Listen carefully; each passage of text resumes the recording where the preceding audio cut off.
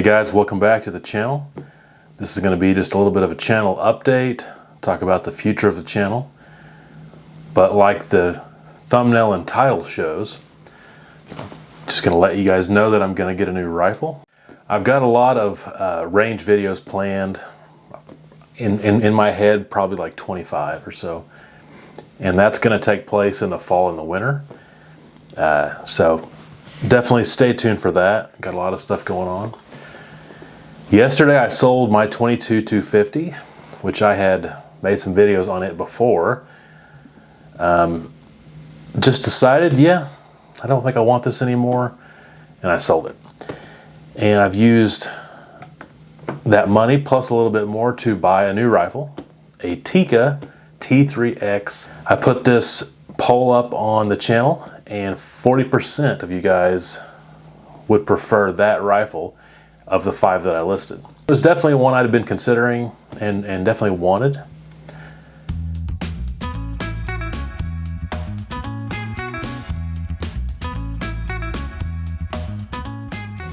And I'll just go ahead and tell you, I got it in the cartridge of 7mm 08.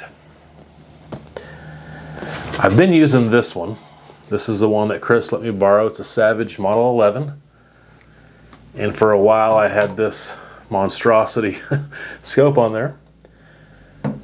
But, you know, I've improved the gun a little bit, took it apart, cleaned it really good, updated, in my opinion, updated the base and the rings, and definitely put a Timney trigger, which definitely is better than the old one. So I think it's in better condition than when he gave it to me. So I'll be getting that back to you, Chris. Chris, thank you once again for letting me use it. But just in messing around with Chris's gun, I've really decided that I want one of my own. And thanks to you guys for helping me to make that decision. So it's the stainless version, the Tikka T3X stainless, 22.4-inch barrel, which I think is really cool that it's not just 22. I believe I went on Tikka's website the other day and I thought it said 1 in 9 twist, but now I'm thinking that might have been wrong, because every retailer that I've went to, you know, Bud's Guns, Midway USA, Sportsman's Warehouse, they all say 1 in 9.5-inch twist rate. So honestly, it doesn't matter. I think I'd prefer 1 in 9. That'd be really cool. But 1 in 9.5 is just fine.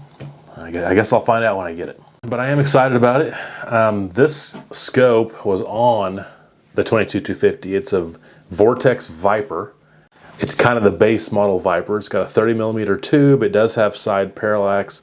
It's 4x16 by 50. This has been a good scope. You know, I haven't shot that 22-250 as much as I should have. But when I did, I always felt like, man, this is a very clear, wide field of view, especially back down on 4 power. Just a nice, clean picture, clear picture. Just a pretty good scope overall. So I'll be putting this scope on the Tikka, and I did order some Tally rings. I think I'm going to need medium rings with this 50mm objective, and so that is coming in now. Now I've already shot 162 grain AMAXs on the channel and 139 grain Barnes LRXs. And then a month ago or so I ordered some 110 Barnes TTSXs that I'm going to try out. I think I've got just the perfect powder for it, and I want to see how fast I can get them to go. And because I'm getting this new rifle, last night I went to Midway USA, looked around at getting some 7mm bullets, and they had a bunch of them on sale. And I just thought, wow, it's really cool. So I got a bunch of them that was on sale, kind of made up my mind for me. I got 100 grain Sierra Varminter, okay? I got 120 grain TTSX, so I'll be playing around with both the 110 and the 120 TTSX. I actually got another box of the 139 LRX just because they were on sale. I got a box of 150 grain AccuBond long ranges. They were like $60 for 100. It was a really good deal. And then I got a box of 160 grain Nosler partitions. So I'm pretty excited to try all those out. So definitely I'll be playing around with my new 7mm 08 and testing out a lot of those bullets in the fall and winter. Definitely more 308, 243, 270 short mag, 30-06 content coming. I do have my 204 Ruger and my 350 Legend, at this time, I'm not going to reload for those cartridges, just shoot factory ammo, but you never know. At some point I am going to get my single shot break open CVA Scout V2 out that I think I've had on the channel one time. It's in 44 mag. It's my alternative weapons season gun. Want to get that out and play around with it just a little bit. But with selling this 22 cartridge, I got to thinking I don't have any more 22 center fire rifle cartridges. I've had two 22 250s in my life and a 22 Hornet, and I've sold all three. And I like 22 caliber. They're good cartridges, it's a good caliber, but for whatever reason I've sold all three. At one time I had a 22 mag that I've sold. So currently the only 22s I have are two rimfire 22 long rifles. I got a Remington 597 semi-auto and a CZ 457 bolt gun. But I don't have any centerfire 22 cartridges.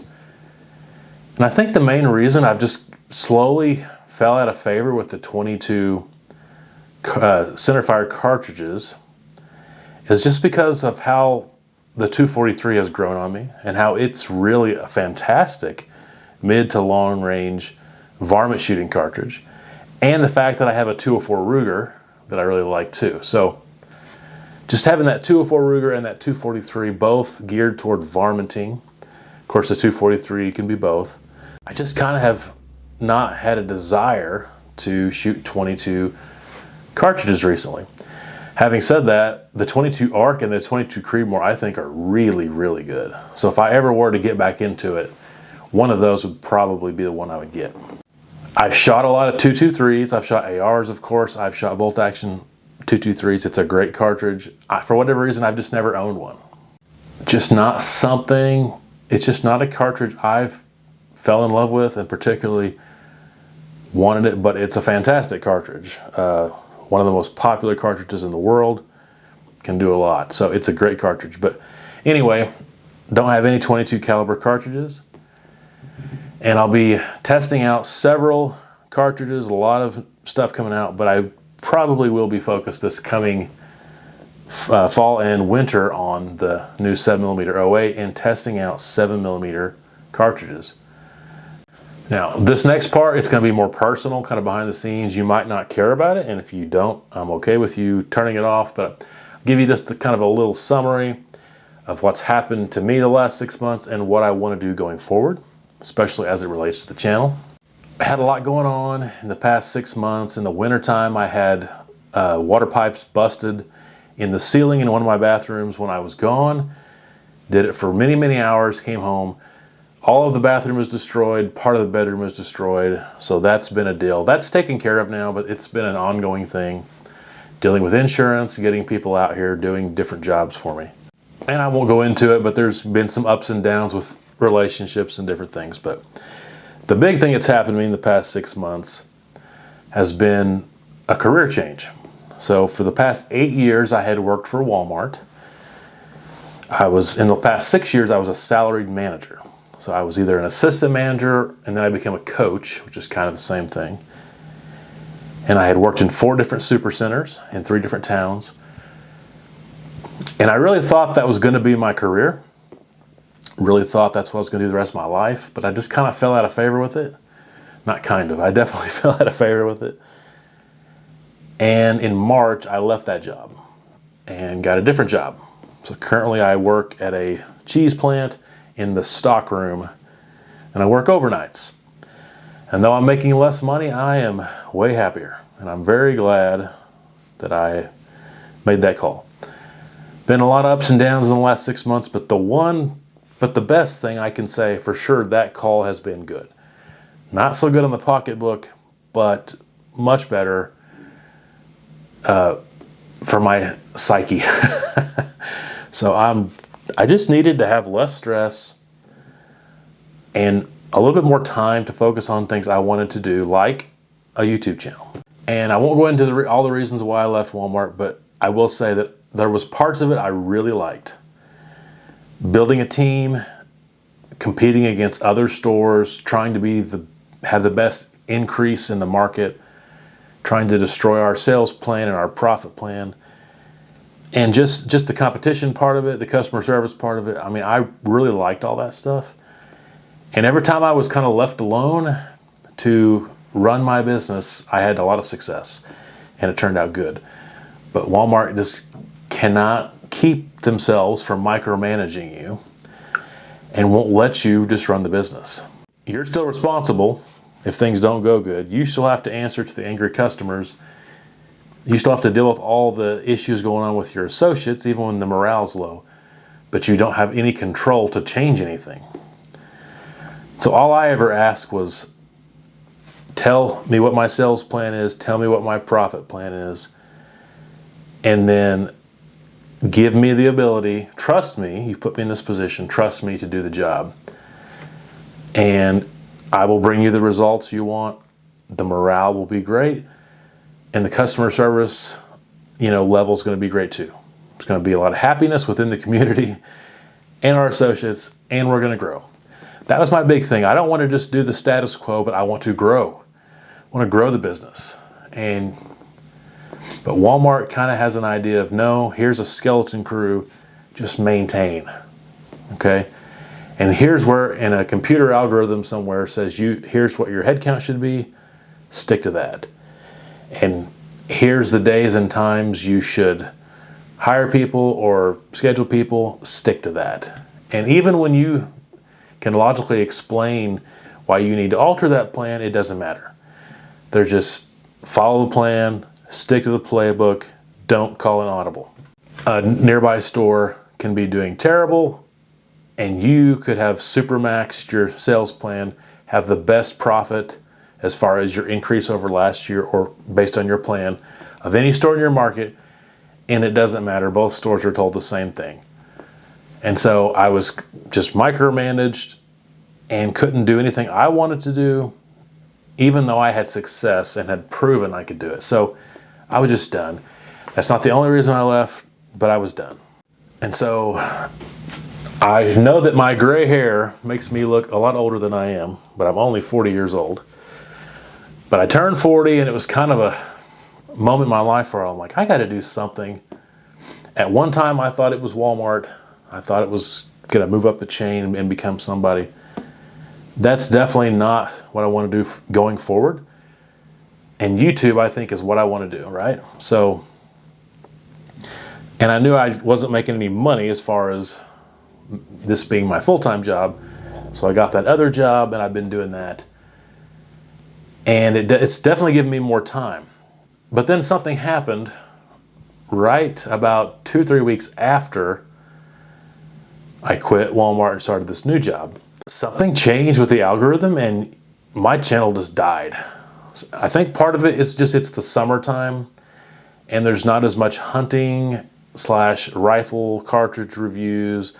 That content is not as popular. It's more fishing and more other things. And then as we get closer to the fall and hunting season, it's a more popular time, of course. So the seasonal time might not have been the best, but also it just seemed like they changed their algorithm or something. And that growth I'd been seeing, I went from 5,000 to 10,000 fairly quick. And I felt like I was just at the precipice of really, jumping out there. And then all of a sudden, something happened. It just died. And all my shorts that I was getting pretty good views on just stopped. And it didn't go so well. And there's another source of revenue that I've been kind of dealing with a little bit. I won't go into that today, but it did not turn out like I thought it was going to at all. I'm still doing it technically, but it was not what I thought it was going to be. And so a lot of things just kind of collapsed at the same time. And so just dealing with all that, I've just been doing a lot of fishing. Not a lot of fishing, but I've been going fishing and just kind of relaxing, enjoying myself. And thinking of YouTube more as a hobby again, because it just doesn't appear. I mean, I have jumped up to 13,000 subscribers. And a lot of my videos recently have done fairly good for my channel. So I'm not complaining, but just the growth I'd been seeing kind of died out. It's starting to come back a little bit now.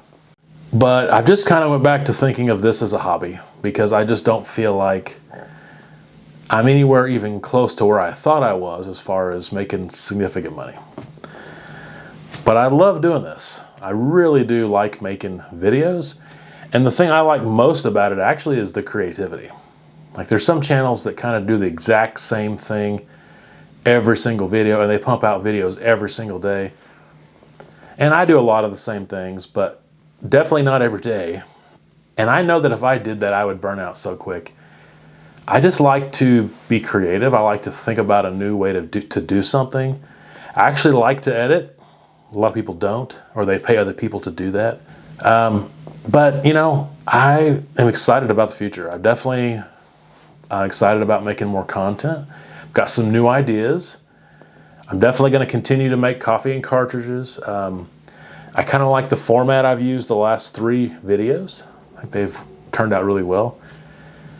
And then I'm definitely going to continue to make the Triple R, or Rifles, Reloading, and the Range series. I've got a lot of videos planned for that.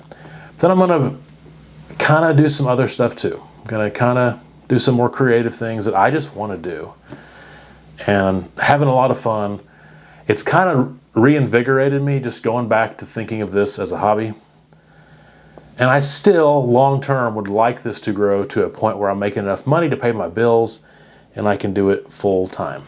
I have made several videos, well not several, I've made some videos here recently on my other channel, Hopeful Remnant, mainly about politics and things. And I have a passion there. I definitely want to talk about biblical things, politics, ideologies, just things going on in the world, things that I think can make the world a better place. And I'm going to continue to make videos over there on that channel. But I made a choice a while back to separate that channel and this channel. So I'm not going to do that over here. So if you don't want to hear all that stuff, just stay subscribed over here. It'll be gun content mainly. Outdoor content, but focusing on rifle cartridges. But if you are interested in that kind of topics, go over to Hopeful Remnant and check it out. But anyway, if you have any questions or comments, leave them down below. I will respond. I respond to all comments, and I'll definitely respond. But many more videos coming out, especially range videos. Got a lot of things I want to test, a lot of things I want to try. And I'm excited to do it. Definitely excited about the new rifle. But I'll just leave it there. I don't want it to go on too long. But anyway, I appreciate all my subscribers, every single one of you. The ones that have been subscribed to me since the beginning, really appreciate y'all. The ones that have reached out to me and helped me, where they've sent me bullets or they've let me borrow things, really appreciate you guys. But everyone who watches my videos, and even if you subscribed yesterday, happy to have you aboard. Thankful and grateful that you watch my videos, that you give me a thumbs up, that you share my videos, and that you subscribe. So just continue to do that, free of charge, of course. And I'll continue to do it. It's something I really enjoy, is making videos and talking about rifle cartridges. I just really enjoy it. I'm kind of a nerd about it. And so we'll just leave it there, but until next time, take care. Hey guys, thank you for watching the video. If you liked it, please give it a thumbs up. And subscribe if you haven't subscribed already. More content like this coming out. Hope you have a wonderful day, and until next time, take care.